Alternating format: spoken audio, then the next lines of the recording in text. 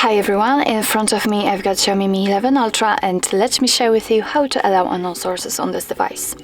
So first of all, we have to enter the settings, and now let's scroll down in order to find privacy protection. Here let's enter special app access, and now we have to find the option install unknown apps.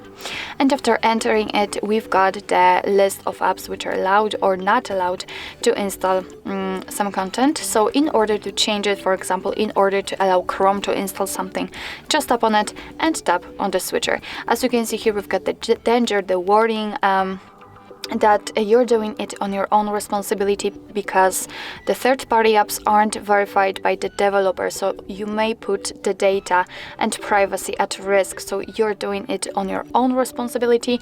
You have to mark this option and tap on OK. And as you can see right now, it is active, and after getting back, you can see that the Chrome is from now on allowed to install something. Of course, it will work the same with all other apps, and you can turn off the permissions whenever you want to. Just tap on Chrome in my case and tap on the switcher again, and after getting back you can see that the Chrome is not allowed to install anything.